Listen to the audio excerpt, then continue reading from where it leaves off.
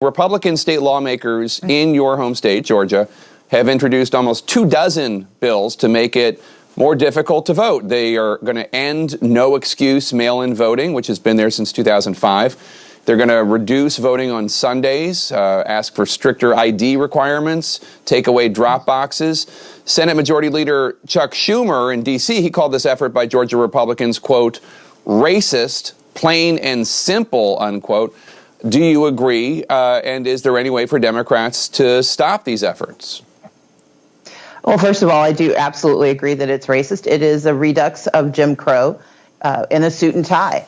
We know that the only thing that precipitated these changes, it's not that there was a question of security. In fact, the Secretary of State and the governor went to great pains to assure America that Georgia's elections were secure. And so the only connection that we can find is that more people of color voted, and it changed the outcome of elections in a direction that Republicans do not like. And so instead of celebrating better access and more participation, their response is to try to eliminate access to voting for primarily communities of color. And there's a direct correlation between the usage of drop boxes, the usage of in-person early voting, especially on Sundays, and the use of vote by mail, and a direct increase in the number of people of color voting.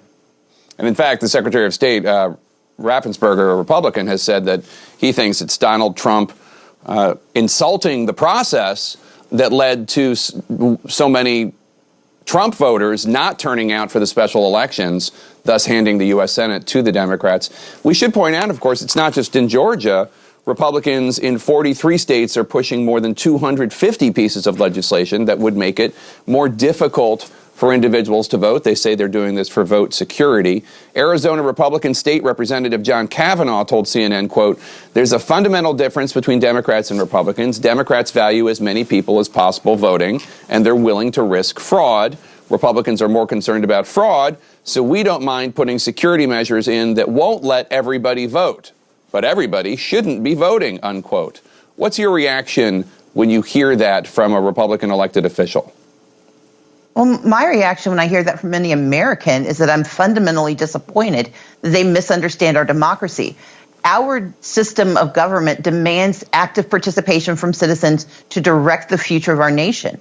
And we should be deeply disappointed in anyone, any American citizen, and certainly anyone who took the oath of office who seeks to restrict access to the right to vote and uses this false predicate of fraud, which we have seen disproven in multiple courts and by the Supreme Court, as well as by the governors and secretaries of state in almost every state. We know that voter fraud did not happen, but we know that voter participation did increase. And we should all be small d democratic in the sense that we should want as many people as possible who are eligible to have a voice in the direction of our nation. If we are willing to invest our dollars, we should be allowed to have a voice in our system. That was the fundamental premise of this nation. And that's why H.R. 1, S.R. 1, and H.R. 4 are such essential pieces of legislation. Because whether it's happening in Georgia, in Arizona, in Pennsylvania, in Kansas, in Iowa, where voter suppression is rearing its head yet again, it is our responsibility to ensure that no matter where you live in the United States of America, the right to vote and the access to that vote is protected.